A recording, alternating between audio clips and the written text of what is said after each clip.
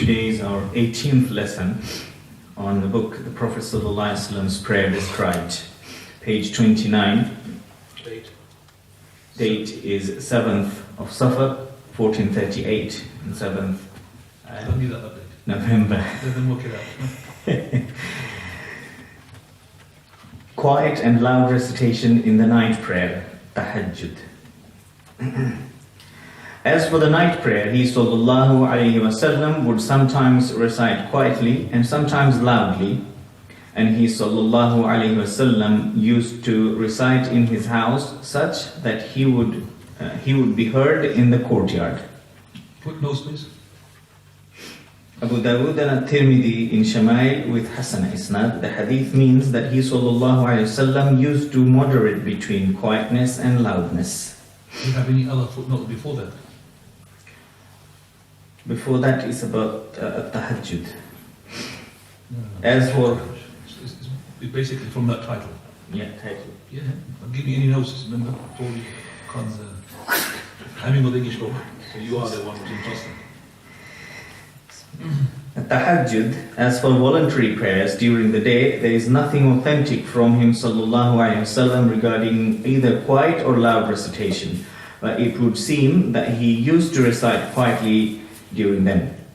It is reported from him sallallahu alaihi wasallam that once during the daytime he passed by Abdullah ibn Hudafa, who was praying and reciting loudly. So he said to him, "O Abdullah, let Allah hear, not us." But this hadith is not strong. بسم الله الرحمن الرحيم الحمد لله رب العالمين والصلاة والسلام على أشرف المرسلين وعلى آله وصحبه أجمعين وعلى من تبع هداهم إلى يوم الدين. So every time we recite something and there's a footnote, you stop and you give me the footnotes. Jazakallah.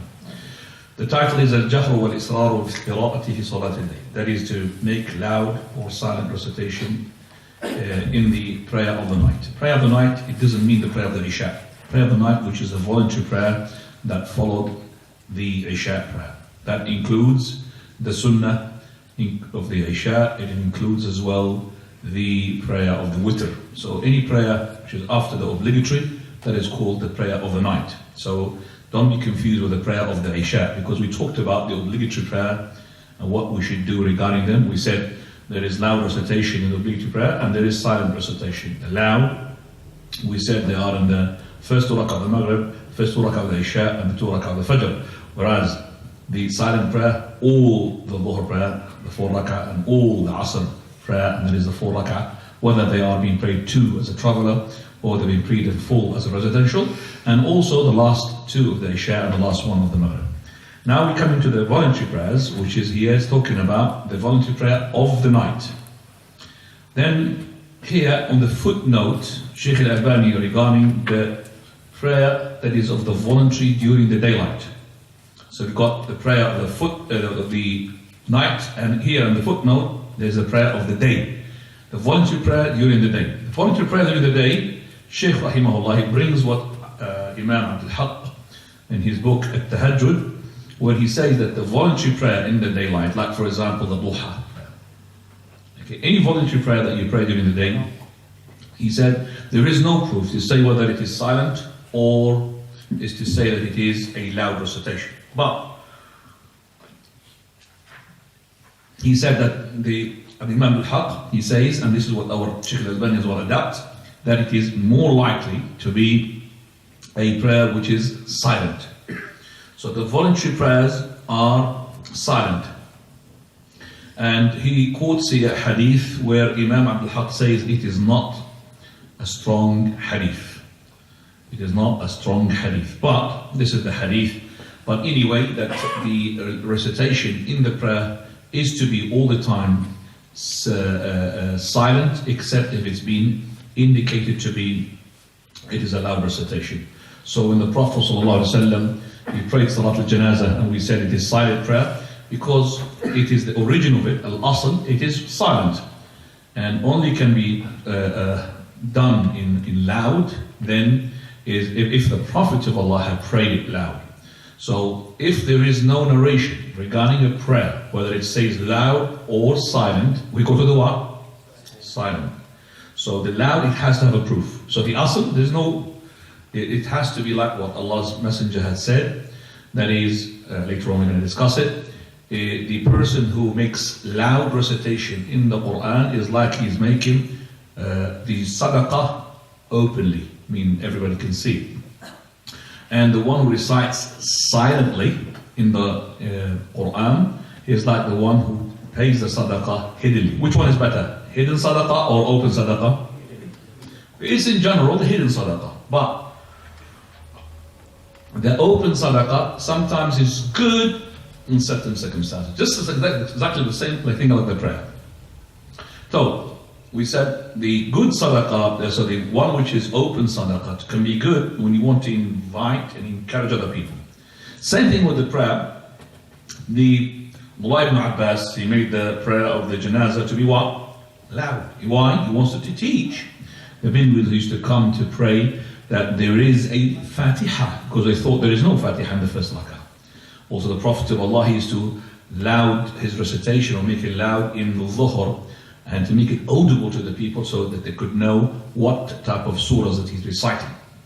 So we treat the prayer is exactly what we treat the charity as well. The best of the charity is to be the one which is hidden, not the one which is to be shown to the people. Right, now here he quotes the following. He says, as for the night prayer, sometimes he would say it loud and sometimes he would say it silent. The reason behind this, number of hadiths. One of them, and the main one, which is Sahih Imam Muslim's hadith, that is Aisha radiallahu anha, and she was asked about the recitation of the Prophet of Allah during the night. So she said, and he was asking that person, was he loud or was he silent? So she said he was sometimes, he was doing sometimes silent and sometimes he would do it loud. So Aisha radiallahu anha, she knows more than any wife of the Prophet of Allah regarding the night prayer of the Prophet of Allah. Because, number one, the night prayer of the Prophet of Allah is in the house.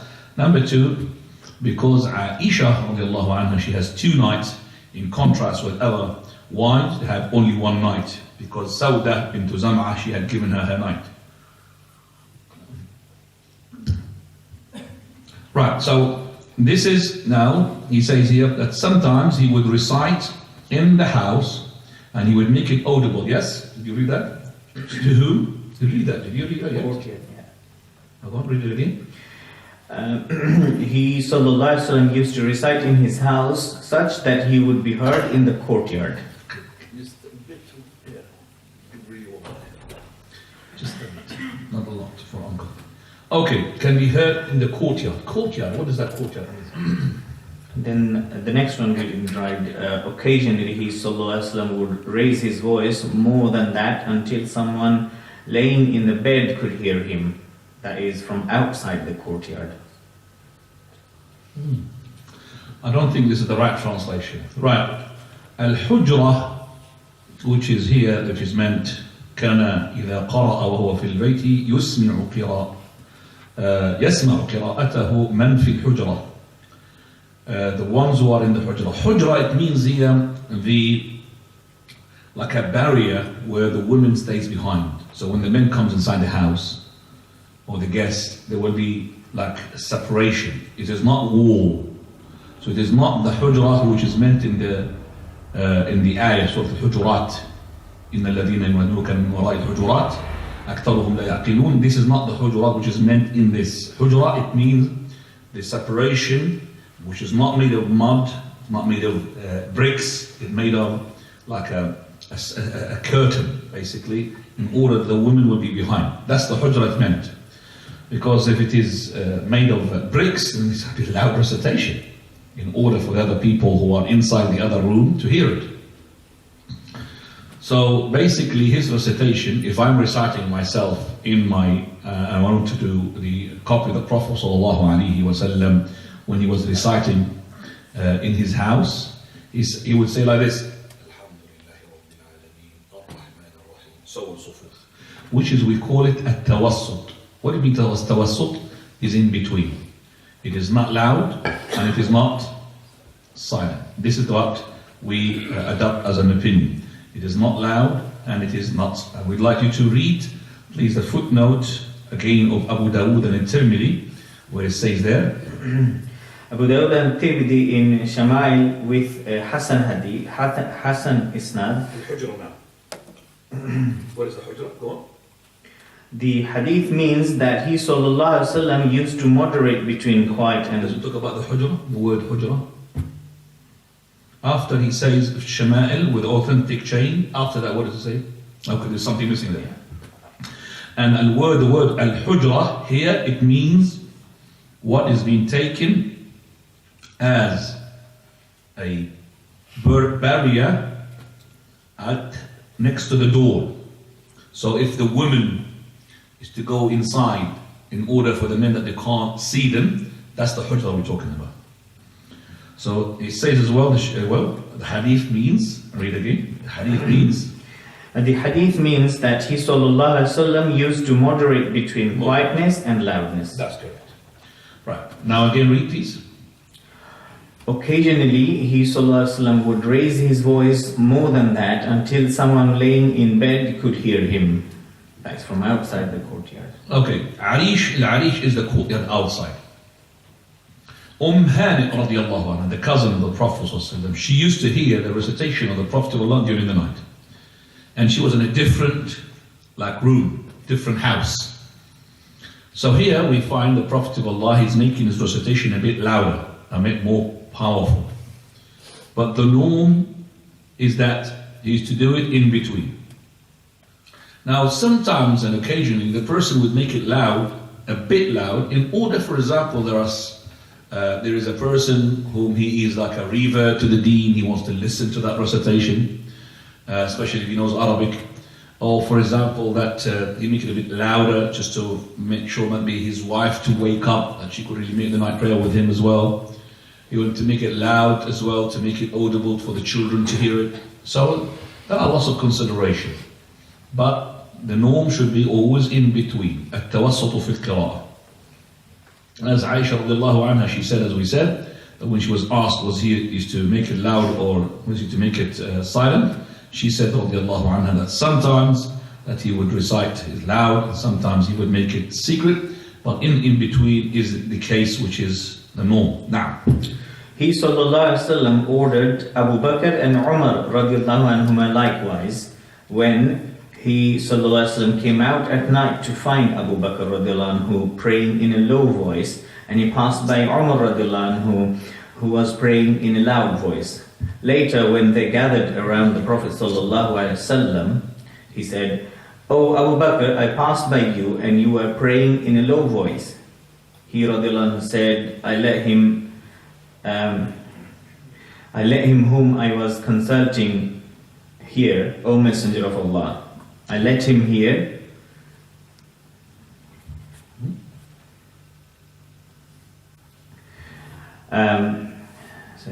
O Abu Bakr, I passed by you and you were praying in a low voice.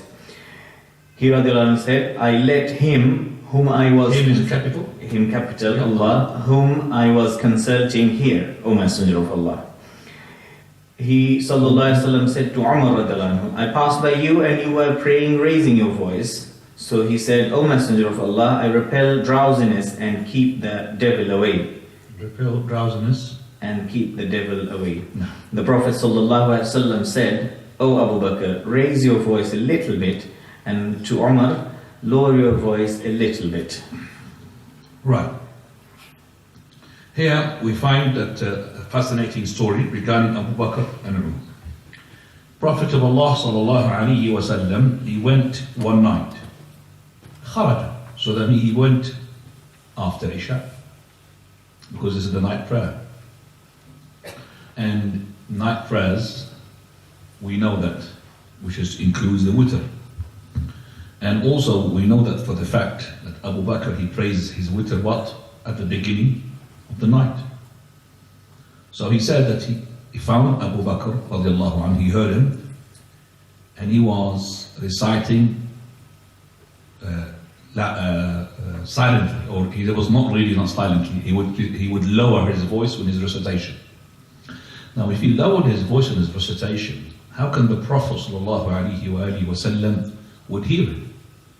It would be like, for example, that he went to his house and he entered his house in order to hear this very low in recitation, because he can't, hear it from the street.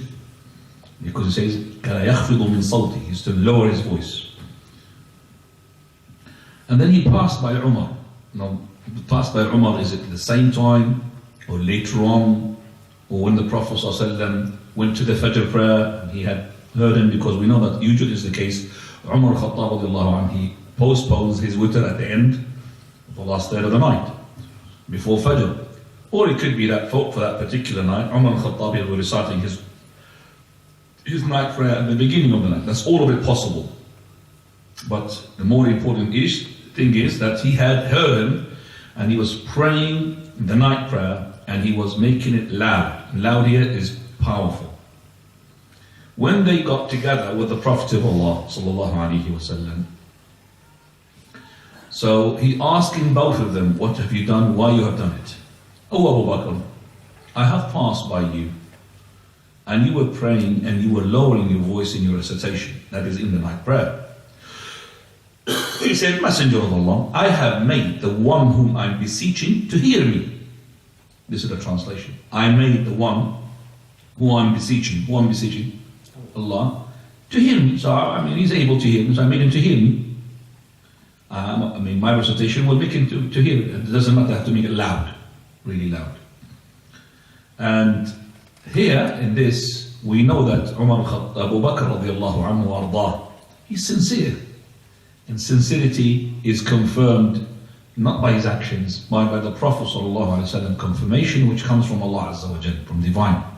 He's sincere. So that is why it doesn't matter if the Prophet of Allah said to him to raise up your voice, because it will not affect his sincerity. Do you understand that? Because if it's somebody else, we might fear upon him that he's showing off by making his recitation loud. So he told Abu Bakr to raise up your voice, because you are sincere anyway. Your sincerity is being confirmed. This is from divine. As for Umar al-Khattab radiallahu anhu, he said to him, I have passed by you and you were praying and you were raising up your voice. Rafi'an sawtak. That means powerful. The Messenger of Allah, I'm trying to wake up the one who's asleep. Who is that? Family. His children. So the ones who are sleeping. That's what I just said before. He's trying to make it loud to make up the sleep. And I as well, out of the shaitan, I will repel the shaitan. To repel the shaitan, you could repel him with as well with what? With a low recitation. You don't have to be loud. The shaitan does not really go because you scream at him. You might come if you scream. So the Prophet of Allah said, Oh Abu Bakr, irfa' min sawtika shay'an. Just a little bit, raise up your voice. Now we don't fear upon you to be showing off. This is the sunnah, to make it just a bit loud. As for you, Umar, lower your voice a bit. And Umar Khattab, he's got a voice, just a normal voice of his, is terrifying. And I'm not saying this because I've heard it, but I've heard who had talked about it. I have read who had talked about it. I've heard means I've read and had companions. But I know from the companions that as soon as they hear, like the women who were asking the Prophet of Allah ﷺ, and they were with him together, as soon as they heard Umar ibn Khattab's steps, never mind his words, they ran like cats and they hid themselves underneath the bed, really scared of him. And that's when the Prophet ﷺ was really smiling and laughing. I said, why are you laughing? He said, verily, they were really together and then they ran off. And it reminds me as well of that woman who had she made a vow, as soon as Allah subhanahu wa ta'ala would save the Prophet ﷺ, and we'd come sound and safe, that she would strike the duf. And when the Prophet of Allah came sound and safe, she asked the Messenger of Allah, made a vow that I will strike the duf if I see that you are safe and sound. He said, fulfill your vow. And this is only for the Prophet of Allah, because we know that the duf is only for the marriage, or it is only for the Eid. But this is a bigger Eid, which is the safety of the Prophet of Allah. So she started doing the duf. Abu Bakr enters. Nothing. Ali, Uthman, everybody. As soon as Abu Bakr, Umar Khattab had entered, she put the tambourine underneath her backside and she sat on it. And that's when the Prophet ﷺ as well, again, he smiled, he said, verily, Oh Umar, if the shaitan sees you in this way, he will take another way. That means he doesn't like to be with you together. So Umar al-Khattab radiallahu anhu arda, as soon as he had heard the Prophet saying, and those women were scared, he said, "Atahabnani wa la tahabna Rasulullah." You're scared of me, you're scared of the Prophet of Allah? They said, yes. They said, yes, open. Yeah, we're scared of you. So that is why Umar al-Khattab, his voice is loud. And we could see that as well when the Prophet of Allah commanded for Abu Bakr to lead the prayer. Aisha, she was there and she doesn't want, because it was his last days, the Prophet of Allah, he was so ill. So she didn't want her father to be a sign of pessimism. You know, the people look like Abu Bakr leading the prayer. That means this is like feeling like, you know, the opposite optimism. Yeah? So she said to Hafsa, co-wife, which is the daughter of Umar, Allah make it to pray. So Hafsa, she had told her father to lead the prayer. As soon as he led the prayer, now Prophet of Allah is in the room of Aisha. Yes, it is stuck to the house of her, to the masjid, but because Umar's voice in the hadith says Jahuri, powerful. The Prophet ﷺ, he was so annoyed. He said, Allah and His Messenger and the believers, they refuse except for Abu Bakr. He's not allowed to lead. He was saying this until Hafsa, she said to Aisha, I never get anything good from you. You always cause me trouble. I never get anything good from you. So from this story we know what the last thing is to be said. Please read it. The last thing. He sallallahu alaihi wasallam used to say, the one who recites the Quran loudly is like the one who gives charity loudly, and the one who recites the Quran quietly is like the one who gives charity quietly. Right. Now we have a number of narrations, even from Abdullah ibn Mas'ud. A man came to Abdullah ibn Mas'ud and he said to him, can you just tell us about the Prophet ﷺ, how he used to make witr? He said, well, he would make witr when the part of the nights would go and left a bit from it, just like the Maghrib had finished, what is left from it until Salat al-Isha, exactly the same thing, whatever left from the night before the Fajr, then he would make the prayer. And then he asked him about how does he make his recitation. He said he would make it audible to the people of the house, inside the house. And here, the hadith of the Prophet of Allah, the one who is making it loud in his Quran and recitation is like the one who has made sadaqah openly, yes? And the one who makes it hidden, or he recites it silently, is like the one who has given the sadaqah in a hidden way. And the correct interpretation of this sentence is that whenever there is the better issue is to be silent, we stick to the silent. Like what? The voluntary prayer during the day. So it is silent. So in that sense, it is silent, and just like the hidden charity, it is silent. And if in case, for example, you need to put your voice loud in for the sake of number of issues, for example, you want to know you want to make the people hear what is the recitation, your sunnah, you have to teach them. Or for example, you raise your voice, for example, because of somebody's passing by, or a child is about to drop down or to burn himself, into making calling attention for other people, and that's no problem.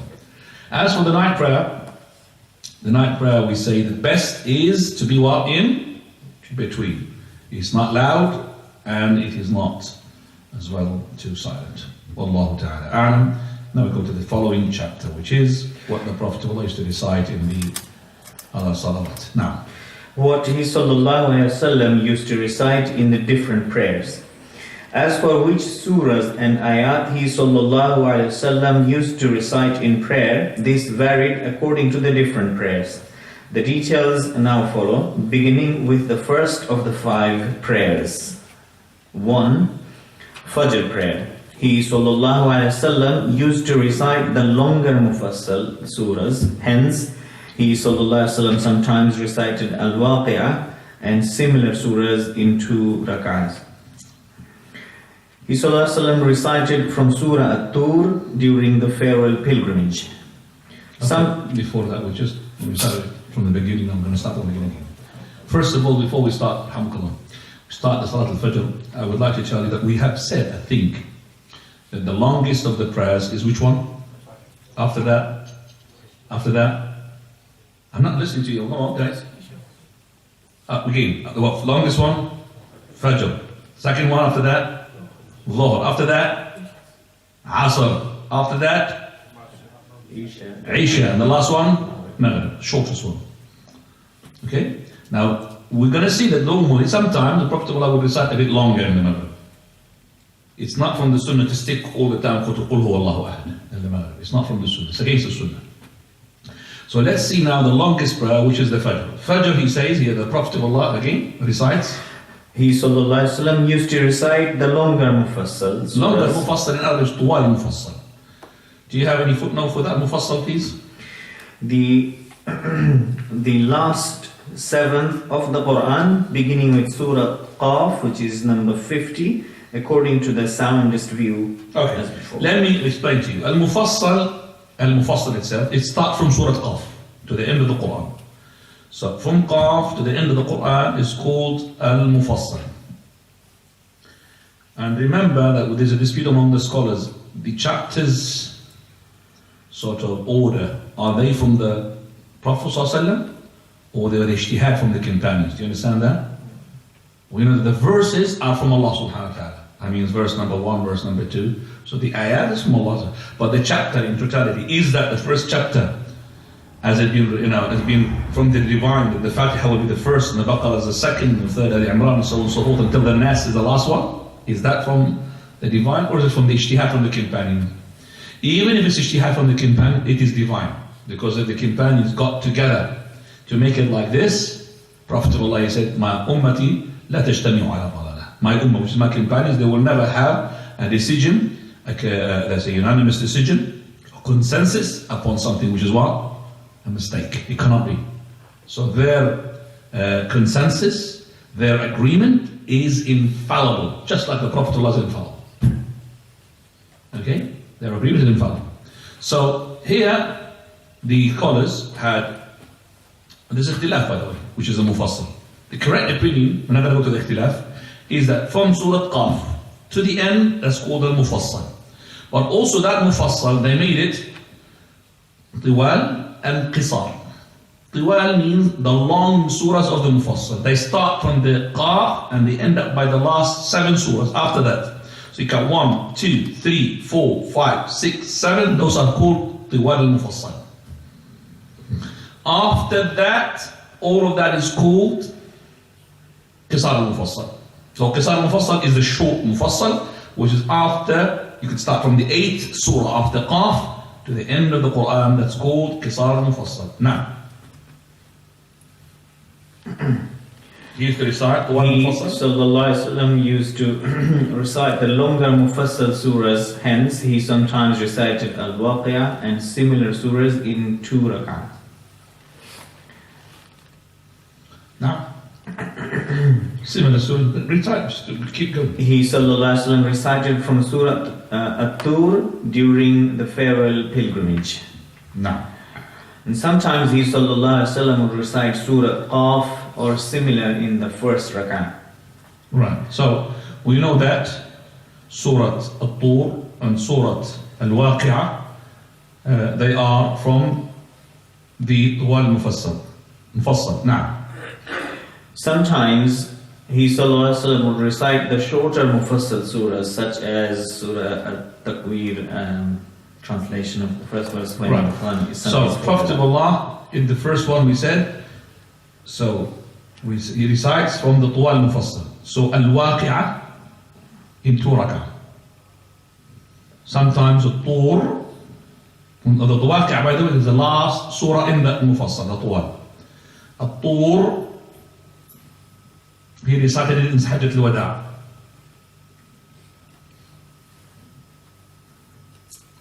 And we have a number of narrations regarding this issue, which is like Salama, she had heard the Prophet of Allah reciting in the Fajr, and other companions reciting in the Fajr.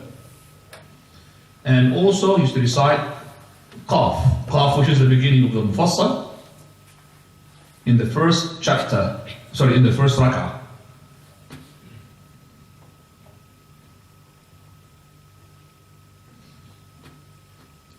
So here, as we have said, sometimes each rak'ah will have surah, each rak'ah will have more than one surah, and sometimes the surah will be in what? In the two rak'ahs. All of that is possible. Now, once he sallallahu alaihi wasallam recited Surah Zilzal in both rak'ah. so just start again. We can sometimes الشمس كورت قصار المفصل. Okay. Sometimes he sallallahu alaihi wasallam would recite the shorter mufassal surahs such as Surah Takwir. So قصار المفصل starts from Surah. We count 7 after that, and that is Surah Al-Hadid. Starts from there. We have At-Tur, Dhariyat, Najm Al-Qamar, Al-Rahman, Al-Waqi'ah. That's طوال. From Al-Hadid. Al-Hadid called Awsat al-Mufassal. Actually, there's Awsat as well, the middle. Okay, but it's not the Tuwal. Tuwal is finished now. So from there, he says that Prophet of Allah recited Ida Shamsu Kubra. This is very qisar, very what? Very short. And also, he recited. Once he sallallahu alaihi wasallam recited Surah Zilzal in both rak'ah, so that the narrator said, I do not know whether the Messenger of Allah sallallahu alaihi wasallam forgot or he recited it on purpose. You have a footnote, please agree? Abu Dawood and Bayhaqi with Sahih Isnad, and what is apparent is that he sallallahu alaihi wasallam did it on purpose to establish its validity. Of course. We should know that if the Prophet of Allah forgotten, then it would have been what? Explained. It would have been clarified. Prophet of Allah would have just said, or the companions themselves, they would have said, Messenger of Allah, they recited Surah إِذَا زُلْزِلَتِ الْأَرْضُ زِلْزَالَهَا in the prayer, and we repeated that. You repeated that. And you know that companions, remember, they complained about that man who's recited Qul Huwa Allahu Ahad in every rak'ah. Yes? So the companions here heard the Prophet of Allah reciting إِذَا زُلْزِلَتِ الْأَرْضُ زِلْزَالَهَا, and the second rak'ah إِذَا زُلْزِلَتِ الْأَرْضُ زِلْزَالَهَا. No companions had said to the Prophet of Allah, have you forgotten, or anything like this, because they have been taught as well that if nobody had asked them, the revelation would turn. And he would say and then the Prophet of Allah would say, by the way, I have forgotten, I mean, إِذَا زُلْزِلَتِ الْأَرْضُ زِلْزَالَهَا, which is very short. It takes about half a minute to recite. And the same one he recited in the second rak'ah. And it is from the good for the Imam to do that. And I was really very pleased that the Sheikh Hussein, can't remember which was it, can't remember, but I was there in the Medina, in the Haram, and the Imam, he had told the people before he had made the Fajr, he said, we're going to be reciting إِذَا زُلْزِلَتِ الْأَرْضُ زِلْزَالَهَا in the first and the second rak'ah. And this is to follow the steps of the Prophet ﷺ. He explained that before he started, and I was really, subhanAllah, thrilled with that. I know usually it's the fact that Imam should not say that. He just should recite and that's it. But because something like the Haram, the Imam maybe thought that he would teach the people. So the time of the companions, they are much less than the people at the moment. And the companions would learn from each other why the Prophet of Allah, he had made a إِذَا زُلْزِلَتِ الْأَرْضُ زِلْزَالَهَا in the first and the second. But in such Haram, you'll have more than 50% of the people thinking that the Imam made a mistake. Not to say most of them, except for the also learned people. They would say, the Sheikh forgot and he read إِذَا زُلْزِلَتِ الْأَرْضُ زِلْزَالَهَا what? Twice. But he wanted to make sure that the people understand, so he had said, and I'll recite إِذَا زُلْزِلَتْ first, and إِذَا زُلْزِلَتْ in the second. And how good it was, mashallah. Now, once on a journey, he sallallahu alaihi wasallam recited قُلْ أَعُوذُ بِرَبِّ الْفَلَقِ and قُلْ أَعُوذُ بِرَبِّ النَّاسِ. So also this is very short, that's in the Fajr prayer. But in the norm to recite what? Long. The norm is long recitation, because in the first hadith that we have read, وَكَانَ. So he used to, the first one, first he said, كَانَ يَقْرَأُ. He used to recite. He used to, that means most of the time. Remember that, the word كَانَ, most of the time. And then after that, the ones which are sometimes كَانَ أَحْيَانًا. Most of the time, it used to be what? All the time what? طوال مفصل. Sometimes, it doesn't mean that you don't recite from the Baqarah or Al Imran. It doesn't mean that you could recite. But it shows that the Prophet ﷺ timing of how long. It is not specified to that طوال مفصل. Now, he sallallahu alaihi wasallam also said to Uqba bin Amir radiallahu anhu, recite the muwawwadatayn in your prayer, for no seeker of refuge has sought refuge by means of anything like them. These mu'awwidatan, قل أعوذ برب الفلق and قل أعوذ برب الناس. Sometimes they call them ثلاث معوذات, they include قل هو الله أحد with it. But the mu'awwidatan is قل أعوذ برب الفلق and قل أعوذ برب الناس. Prophet will like to recite just then in Salat al-Fajr. And also sometimes he sallallahu alaihi wasallam used to recite more than that. He would recite 60 ayat or more. And one of the narrators says, I do not know whether this was in each rak'ah or in total. But he did not indicate which surah it is. Because if it is 60 ayat from the Baqarah, definitely is different from 60 ayat in Surah Al-Rahman. Definitely. Because maybe about 6, 7, 10 ayat of Surah Al-Rahman equivalent to one ayat in Baqarah. The whole ayat al-Dayn, this one page, is equivalent to قل هو الله أحد قل أعوذ بالفلق قل أعوذ بالناس تبت يدا أبي لهب وتب. About 6 surahs. Just one page of the one verse for the verse of the day. So he did not define which is, but 60 ayat. And that would explain that the Prophet sometimes would enter in the Fajr dark and he would finish what? Light. You're talking about half an hour of recitation. At least. Half an hour of recitation, that's when you find the light. If it starts with the dark to end up with light, half an hour recitation. Now. He sallallahu alaihi wasallam used to recite Surah Ar-Rum and sometimes Surah Yasin. Surah Yasin. Once he sallallahu alaihi wasallam prayed.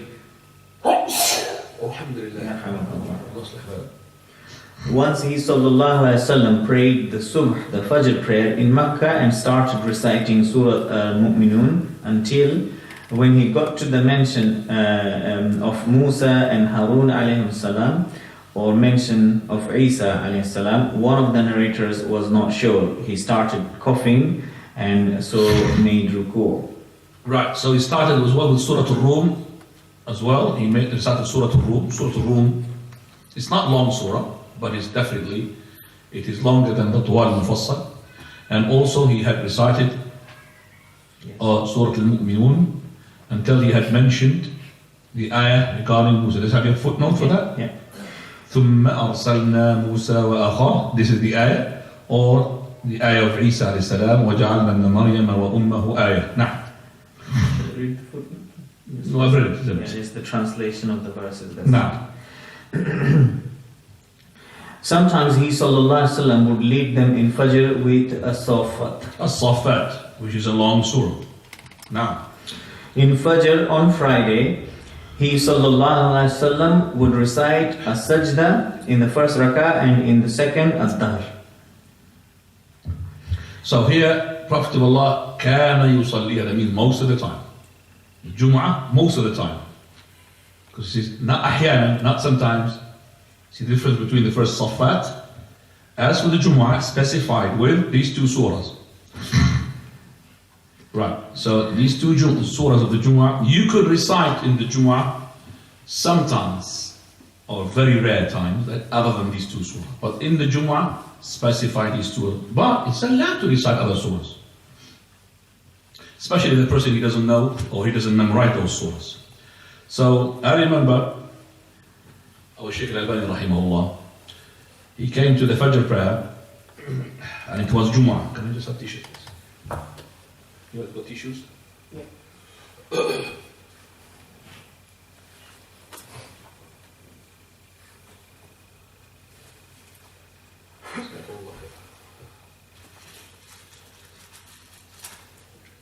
So he came to the Fajr prayer, and it was Jumu'ah. The Imam was not there.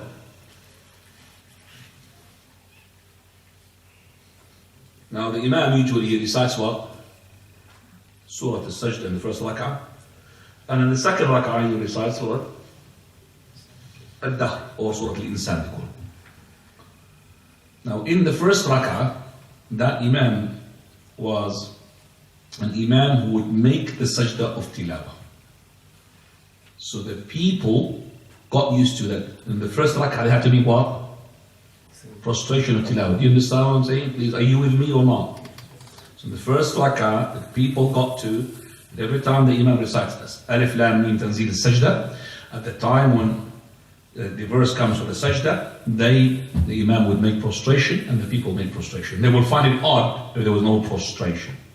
Not only that, those people even go further than that, extreme. That is, if you did not make sajda, they will what? They will make sujood sahw. Two sajda of sahw. So the Shaykh, because he was, he was not prepared, and he just came and they told him to leave, because he's, either they know him as a scholar, or maybe they didn't know him because got mashallah, looking dressed up. Leave the prayer, because it doesn't, don't be surprised.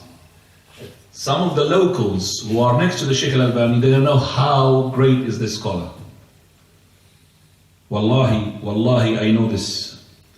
A brother who was from the Tablighi Jama'ah, listen to this, very highly in the Tablighi Jama'ah. And he came to me after he transformed and he left the Tablighi Jama'ah, and he's telling me. He said, I, with my some friends, I used to go to Al-Haram to make the Umrah or the Hajj. I meet Saudi Arabians. And the Saudi Arabians, they say, where are you from? Oh, from Jordan. How is Sheikh al-Albani? Who's that? They don't know him. Even those people are fit, mashallah, dressed up. So, out of embarrassment, they say, yeah, he's good, but they don't know who the Sheikh al-Albani is. They think maybe he's one of the Jama'ah, highest, people who goes with Tabligh and Khuruj and all of that. You don't know him. And we don't know even, no knowledge, nothing. So don't be surprised if the Shaykh was being given to go ahead. It's not because he's a scholar. No, because he's the only one dressed up on the Sunnah. Lead. So the Shaykh, he said, I was not really well strong in memorization of that sort of sajda and al-insan. So I started with Kaf, Ha, Ya, Ayn, Sad, Surah Maryam. When he finished, I can't remember, 1 page or 2 pages, Allahu Akbar, where the people went? Sujood. Because he got used to khalas sajda. Automatic. But he said, I said, Kaf, Ha, Ya, Ayn. I didn't say Alif, Lam, Mim. The people not listening. They want to do sajda, khalas. In the first rak'ah has to be sajda. When the prayer is finished, chaos. Where is the sajda? They don't know they have to be sajda. And the Shaykh started explaining to them. So that tells me, first of all, it's the Shaykh, but he says that no problem, the person you want to recite other surahs, but it doesn't make the norm. Not every time I come to Jumu'ah, I don't hear the Alif Lam Mim Tanzil Sajda. I have to hear it. I have to hear it. So if you find an Imam all the time, he does not recite Alif Lam Mim Tanzil Sajda, that's not from the Sunnah. It's against the Sunnah. And if you find the Imam reciting part of the sajda and part of the insan to get away with it, like some of the Muslim countries at that time.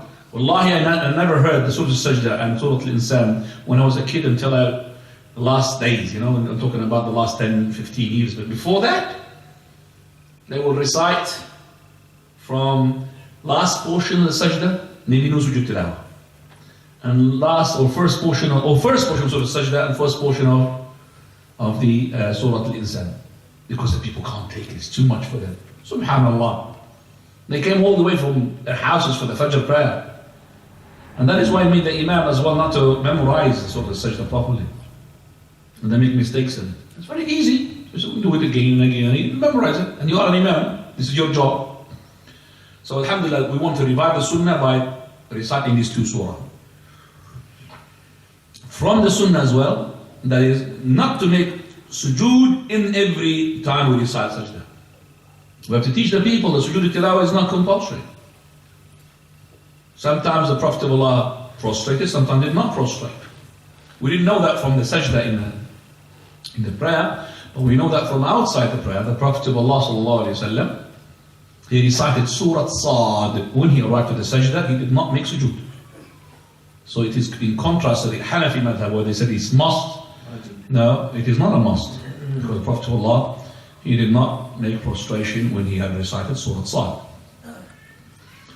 Now, the sunnah as well, the last thing, it says, He sallallahu alaihi wasallam used to make the first rak'ah longer than the second.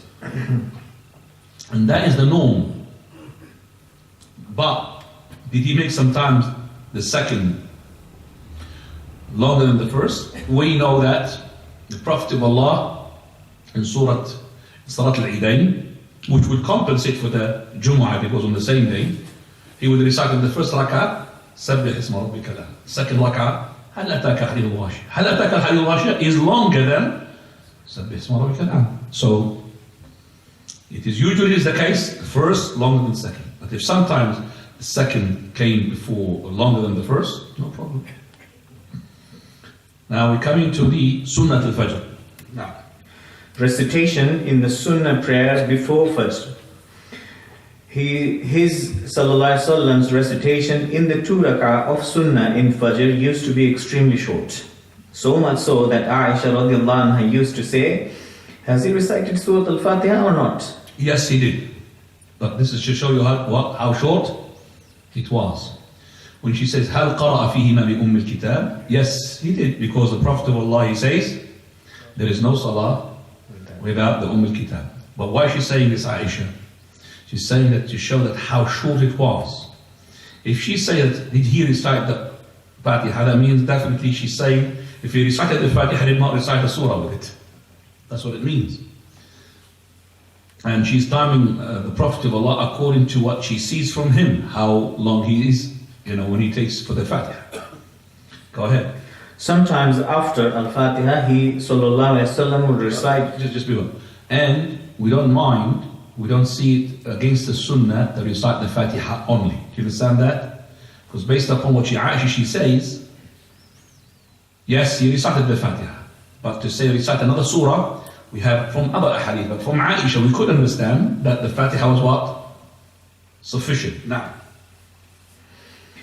Sometimes after Al-Fatiha, he sallallahu alaihi wasallam would recite the ayah from Surah Al-Baqarah.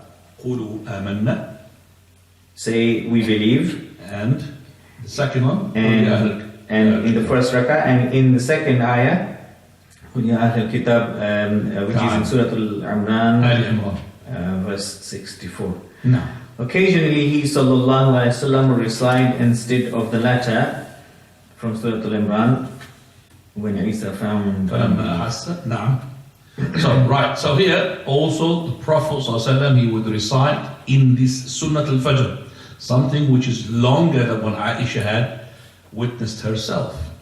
He would recite قُولُوا آمَنَّا until the end of the verse, and also قُلْ يَا أَهْلَ الْكِتَابِ to the end of it, not the end of the chapter, because Hadith Imran is a lot, the end of that verse. And that verse, you could say, equivalent to Surah An-Nas. Equivalent to Surah An-Nas, that verse. Now, sometimes he sallallahu alaihi wasallam would recite Surah Al-Kafirun in the first rak'ah and Surah Al-Ikhlas in the second, and also he used to say an excellent pair of surahs they are. So look at the timing wise. So you're talking about 3-4 lines maximum for each rak'ah.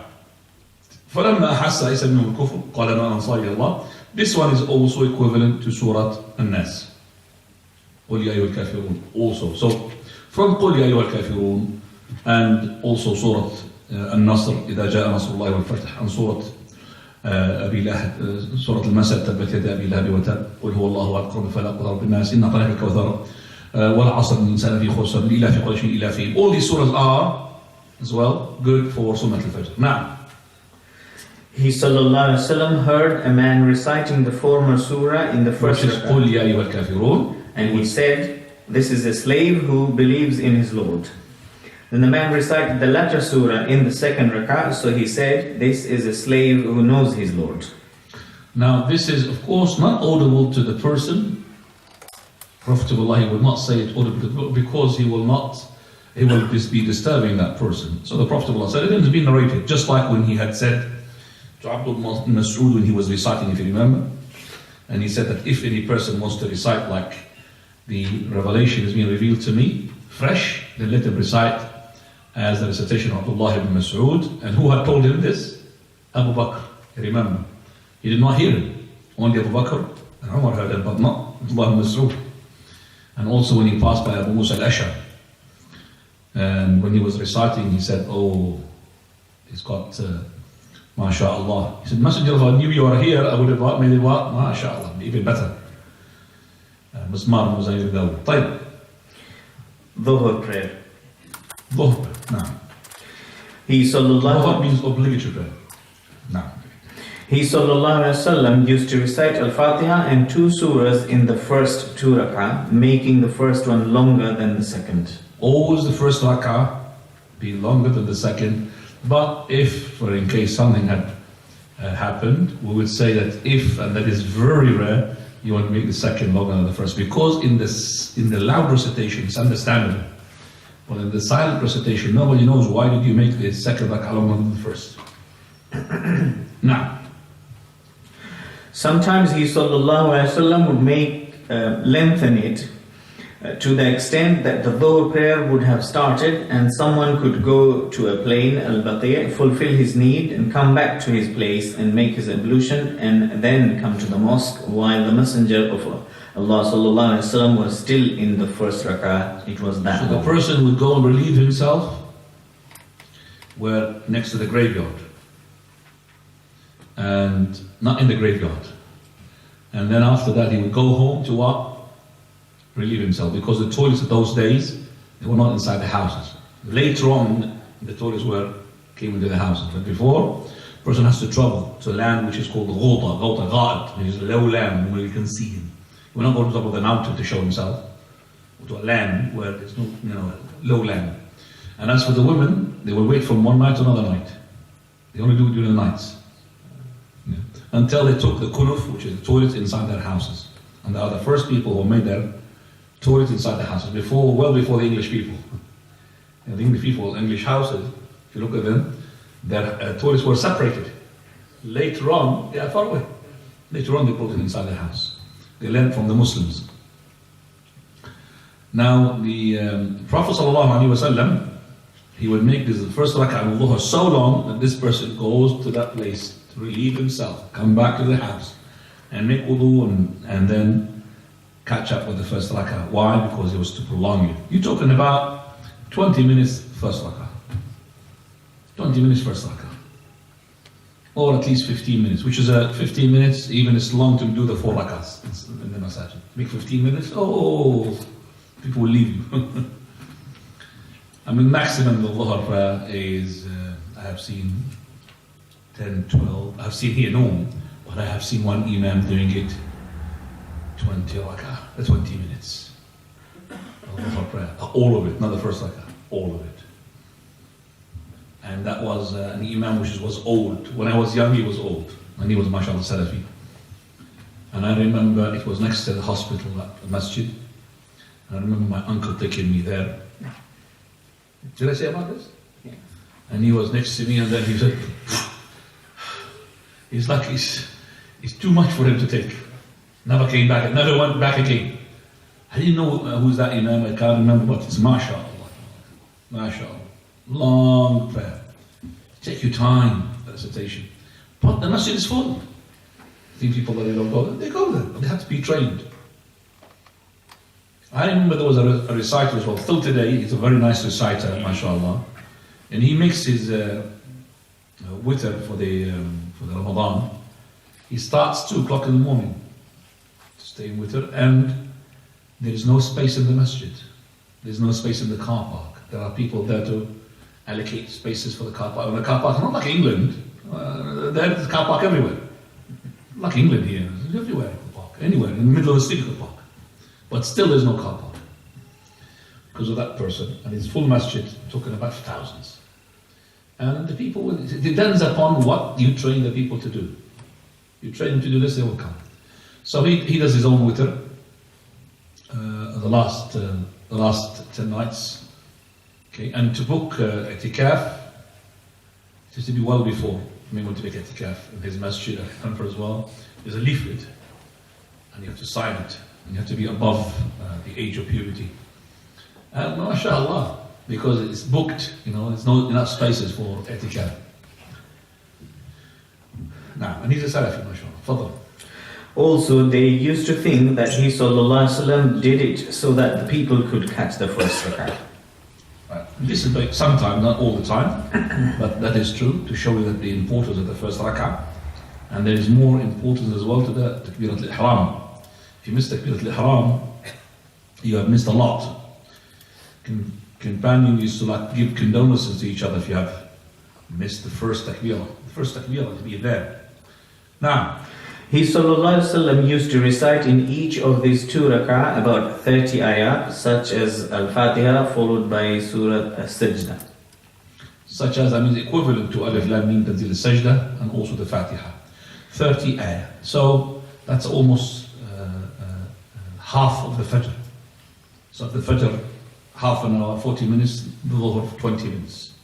Now, sometimes he sallallahu alaihi wasallam would recite Surah Tariq, yes, and Al-Buruj, and Surah Al-Layl, and similar surahs. And those surahs are from the Mufassal Qisar. Now, occasionally he sallallahu alaihi wasallam recited Surah Inshiqaq and similar ones. Okay. They could tell that he sallallahu alaihi wasallam was reciting in Dhuhr and Asr from the movement of his beard.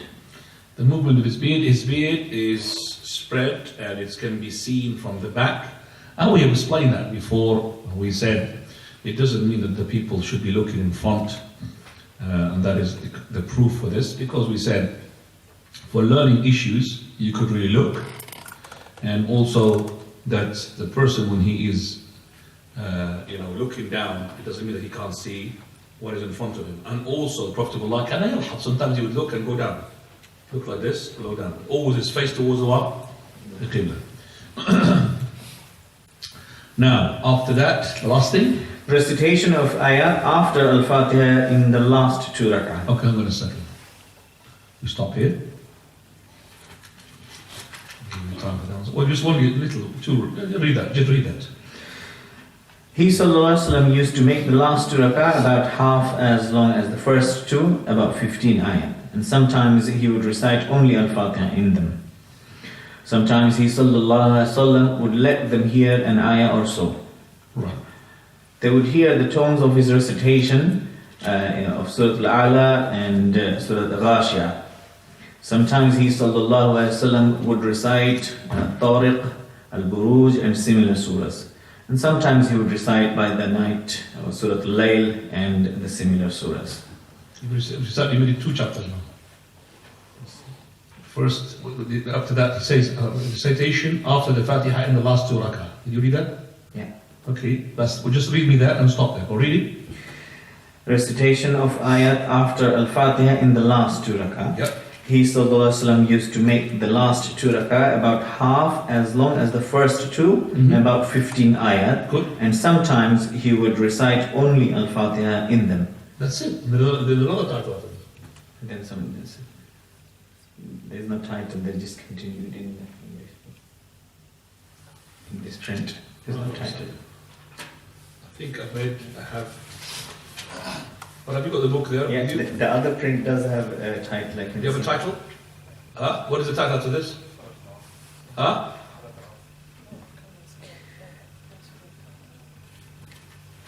The obligation of recitation of Fatiha in each rak'ah? Yes. That's a different print. This one doesn't have. Right. That's what you're saying. After that is Asr. Here there is no, let me write the title. Let me just see.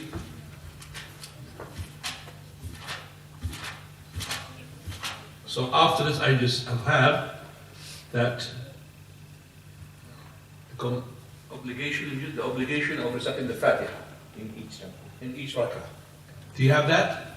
Abu Musa, what do you have after this? After we had said the word وَرُبَّمَا اقْتَصَرَ فِيهِ مَا عَلَى الْفَاتِحَةِ, what do you have after that? Yeah, there is a title here.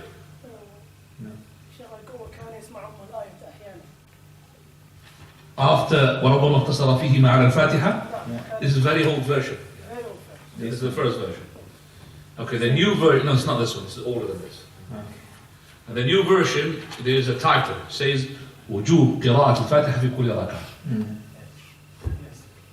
Okay, so write that down on before, because it says there, and he had commanded the Musi Salat to recite the what? So the Sheikh had put under there a title to the obligation of reciting the Fatiha in each rak'ah. Okay, I'm not really sure about that title, I have to really see why it's important. But you stop here and then we'll continue inshallah. Right. The footnote, what does it say?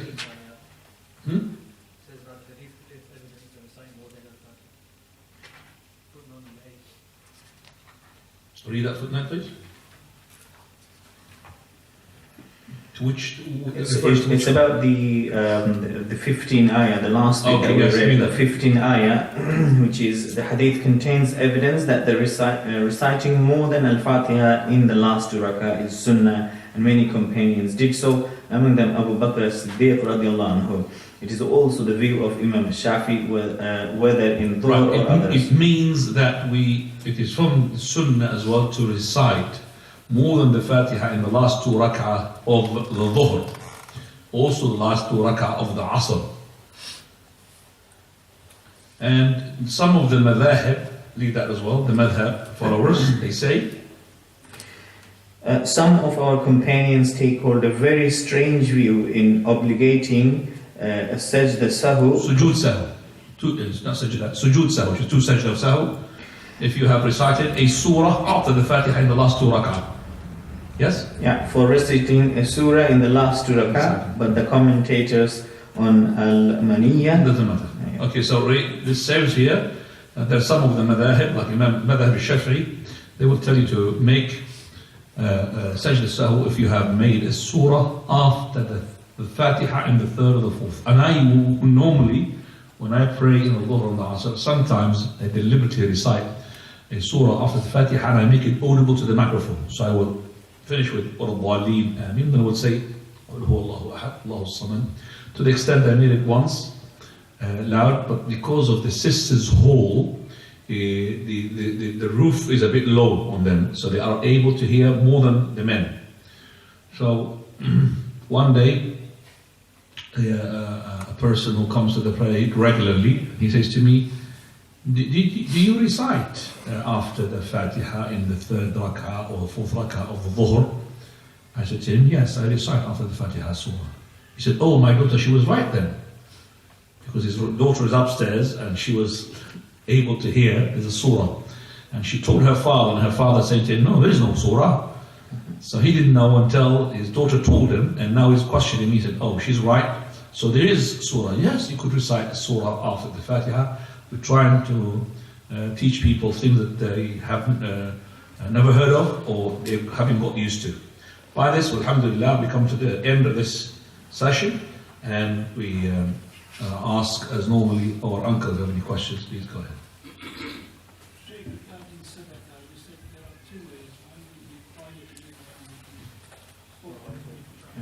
So,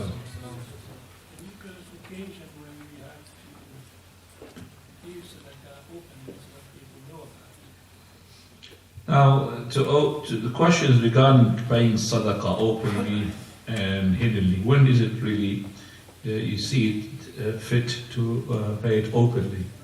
It depends upon the person himself, because he knows what is in his heart. And no one knows in his heart except for him and Allah subhanahu wa ta'ala. So if you think and you believe that you are truly sincere in your sadaqah, but you're trying to make it known in order to encourage someone else to pay, then it is alhamdulillah. But if it is not, and you think there is a hint of the shaitan is telling you to do that, I would be as far as I can from this. I don't like those people who encourage to pay sadaqah like this. Who is going to pay 5,000? 5,000, you got 5,000. This is an auction. You got Abu Muhammad is paying 5,000. No, Abu Muhammad is there. There's Abu Ali on the other side. He pays 5,000. Okay, 7,000 on me. So why is that? Why is that Abu Ali had paid 7,000? Because Abu Muhammad paid 5,000. It was not because he wanted to encourage other people. No, he's not. He's been provoked by that. So this is now becoming who is the one who paid the more. He wants the sum'ah, which we call it showing off, people to say that wow, he paid. And that it is invalidating the sadaqat. I love the person. If the person had said this, he comes to him, between him and that person. Brother, this is a check for 7,000. Check for 10,000. And that's it. Or this is the money for 10,000. Not in front of people. Because the people, as I said, they are very easily to go into riyah, showing off. Abu Bakr radiallahu anhu, when the Prophet told him to say his recitation louder, because he's known for his sincerity. And that's what he said to the Prophet. I have made whom I'm beseeching, hear me. He could hear me, and I need to make it loud.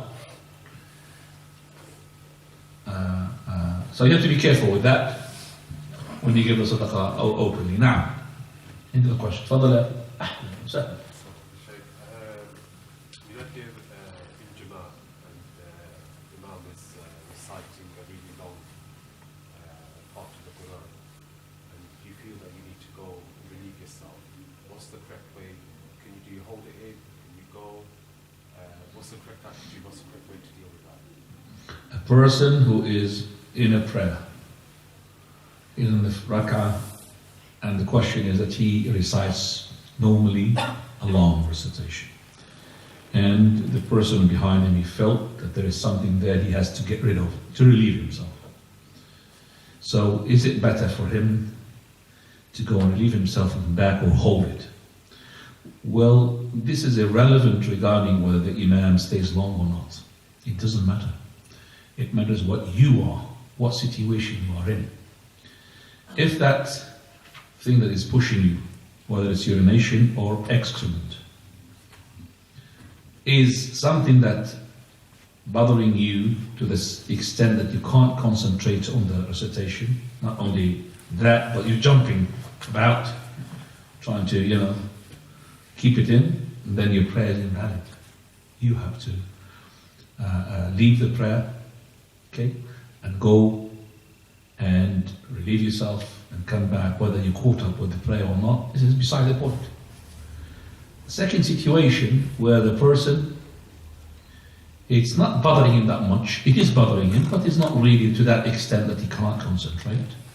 We say to him, it is better for you to go and relieve yourself as well. The situation, the third one, where there is something there, but it's not bothering you at all. You could go to the toilet and do it, but it's not really bothering you. This one, we say, no, you stay in the Jama'ah until they finish, and then you renew your wudu, and no problem. And I'll tell you something that will make you even understand this more. Let's say that this person, he's on his wudu, and he's praying in a place where there is no water. And he had reached the stage where he has to go to the toilet. Or the stage where is bothering him. It is bothering him. But if he breaks his wudu, there is no water to what? Clean himself. But he's got the situation of what? Making tayammum. Which is better now? To break his wudu. Do make tayammum, relieve himself, make tayammum and do the prayer, rather than to continue that prayer without wudu. Do you understand that? So even though that he's going to lose his wudu and there is no water, it's better for him to relieve himself and finish whatever he's got there and make tayammum and pray that prayer with tayammum. Better for him. Now. Who did that? I didn't see you. When you were reciting the quiet prayers, do you need to be reciting with tajweed? We are going to come to that recitation of tajweed and not tajweed to that, but when you recite, silently. Do you recite with tajweed? No. You don't recite with tajweed, because the tajweed means that you're making it sound like nice. So I'm just saying, it doesn't make sense, does it? So, by the way, for the sisters, I'm really making like a melody when I'm doing it really well, silently. It doesn't work. The melody is for audible. And if I'm doing it loudly, yes, I'll make it a melody, and I will make it melody. As for the ahkam is there. The ahkam is there. So, when you recite, for example, I don't say alif lam mim. No. Alif lam. But no melody. So I do the ikhfa, or do all of that, because I'm reciting with my tongue. That's why I said it is not considered to be recitation if you imagine yourself reciting. But as in to make it a melody, how can you make a melody with silent? Melody is to make it audible to you and nicer, and you hear it. There's no melody, such thing called melody in silent prayers. Now. From the sunnah to join a voluntary prayer in congregation. To join? So if a person's doing the sunnah prayer, Yeah. another person comes and joins in Jama'ah. If a person was doing sunnah prayers, I'm not talking about the place where it is now, not the masjid, anywhere, he's doing sunnah, someone joined in and he was praying for. Yes, no problem.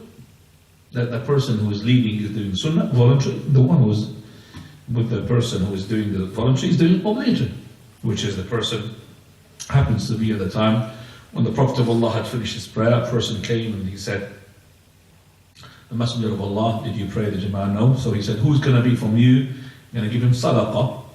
One narration which is not authentic, which said that Abu Bakr was the one who had given the sadaqah. So he stood up with him and he had given him the Jama'ah. So Abu Bakr was the leader. He's doing what? Voluntary. And that person, he was doing what? Obligatory. And that shows you as well that voluntary can be 4 continuous rak'ah. Like whom? Mu'adh ibn Jabal. He's recited what? 4 voluntary prayer for the Isha. You understand? Right. The same thing, he had made him 4 voluntary because of the Asr. It was Asr prayer. And that man, he was doing his obligatory. Now, problem? You mentioned about staying i'tikaf, and how authentic is that hadith where it says there's no i'tikaf except the 3 mosques? Spoken about the i'tikaf in that masjid of that Salafi Imam who has got even booking for his i'tikaf, is asking, what about the hadith which says, Hadith Hudayfa ibn al-Yaman, that there is no i'tikaf except in the 3 masajid. Now this hadith is a controversial amongst the scholars of hadith. Is it authentic or is it not authentic?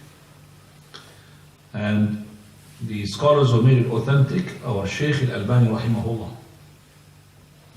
And once that hadith becomes authentic, we need to study it and put it in the lights of other hadith.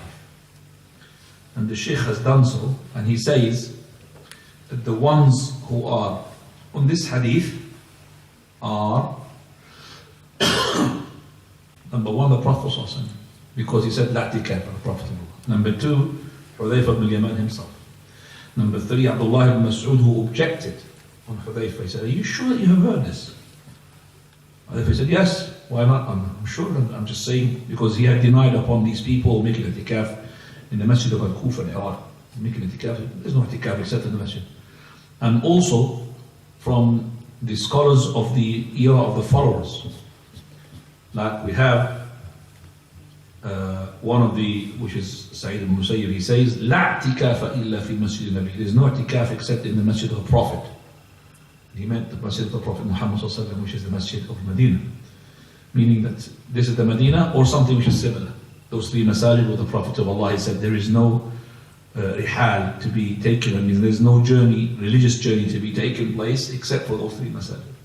So this is the opinion of those people who had, or the scholars who had authenticated this hadith. But most of the scholars, they make i'tikaf to be permissible in a masjid which has the conditions that would fulfill for it to be a masjid. From those conditions that there is Jumu'ah in it, because if you are making i'tikaf you have to make what? The Jumu'ah. You don't need to go to a place, if there's no Jumu'ah in your masjid, you're going to be leaving your masjid and going to another masjid. That means you're breaking your i'tikaf. So masjid in Jama', which is hadith Aisha radiallahu anha, when she said there's no i'tikaf except in the masjid which is Jama'. It's called the Jumu'ah in it. And as I said, it's a controversial issue amongst the scholars. So if you are adopting the opinion of there is no i'tikaf except in these three masajid, it is understandable. But we cannot object on those who make i'tikaf in any other masjid if they have that proof, which they say, well, the hadith is general. Okay, so there's a controversial issue regarding this. For me, I don't really make i'tikaf except in the three masajid. Okay, and I feel that the i'tikaf, in most of the cases, not in every case, and the i'tikaf of the people, the brothers in the masjid here, is actually i'tikaf on mobiles and i'tikaf on social media, and i'tikaf on chit-chat with each other, and i'tikaf on keeping away from maybe from the family, he's got a headache from the wife or whatever.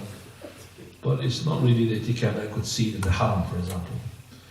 Okay, I'm just saying general, I'm not talking about every case, but I have seen that. And there's brothers who had said, no more i'tikaf. Why? Chit-chat all the time. From argument to another argument. Even if you're not chit-chatting about, you go and make a fight with each other. No, this is not right, this is haram, this is halal, this is i'tikaf. Not i'tikaf. This is basically, as I said, you're going from your world, which is outside, to the world, which is inside. That's not right. So anyway, I'm not saying that every i'tikaf is like that, but that was, a case in that. Now, is the recitation of the Zunzila and the Fajr restricted to that surah? Can you do that also? can we make a repetition of other surahs? Or is it restricted to the surah? This is a very good question. Now, if we did the repetition, we do have a power to, face somebody who says to you, why did you do that? No, Prophet Allah done it. But if we're going to expand on this, which is rightly so, you could do that. So if you're reciting the surah, because that person, he recited Qul Huwallahu Ahad in each surah. But the companions were not really concerned about this. They were concerned about, they was asking that what you're reciting the surah and then Qul Huwallahu Ahad. Different surah words. And then second rak'ah, another surah and then Qul Huwallahu Ahad. Either stick to Qul Huwallahu Ahad or stick to that surah. So we could take from this as well, to repeat Qul Huwallahu Ahad in 2 rak'ah, there's no problem. But the companions saying that we want you to stick to one surah. You can't just do surah and then Qul Huwallahu Ahad. Why that surah is not satisfied for you? But because he loves Qul Huwallahu Ahad. So I'm just saying, yes, you could do that, but it's not the norm. It's not the norm. So we take it now of somebody, second surah, this is not the norm. So this is had happened once in the life of the Prophet of Allah. So don't take it as the norm. You could teach people, but make sure that you are not really doing it in a way that to show that this is the wrong thing, the normal thing. The normal thing is long recitations. Now, because you have to give a portion of the Quran to the Salah, when can you recite your Salah out loud outside of the Fara'id prayer? So for instance, your Sunnahs, can you recite them out loud? We have said, I don't know if you were here, we said the voluntary of the daylight is to be silent, and the voluntary during the night, which is after the Isha prayer, is to be done in a way which is in between. Tafadhal.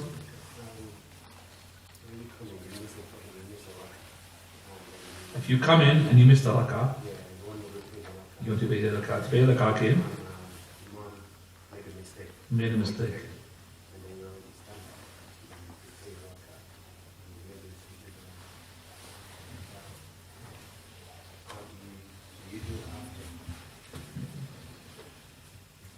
Let me, I don't know if I understood the question properly or not, but let me just see what I've understood from the question. The person, he came to the Imam and he missed the rak'ah.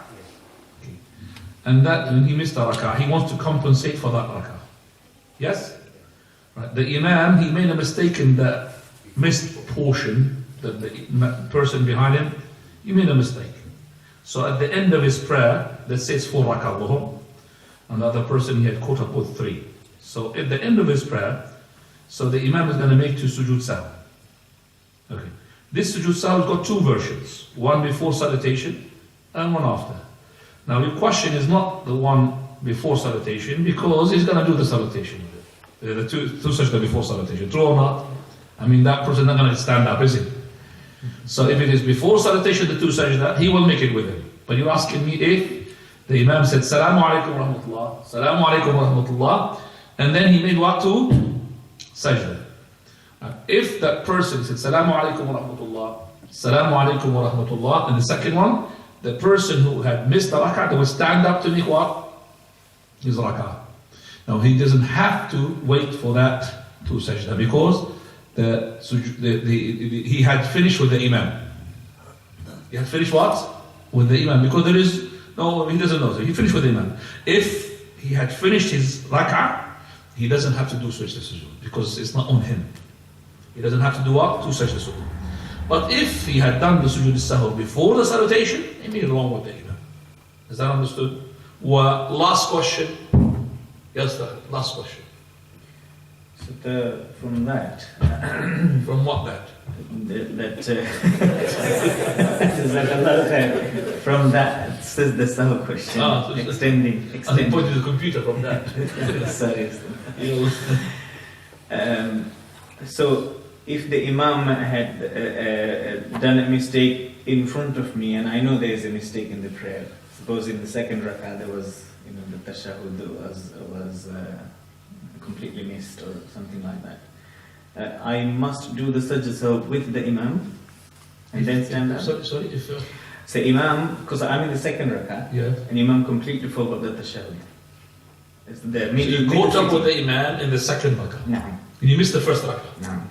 And the Imam forgot The second sitting. Let's just make the question better like this. So he made a mistake, and this mistake was witnessed by the person he caught up with his prayer. You understand that? No. Not together with the shadow, anything. Yeah. So he caught up. And the mistake, and the other question was that person didn't know about it. This mistake is that this person came in, and the Imam made a mistake while he was following him.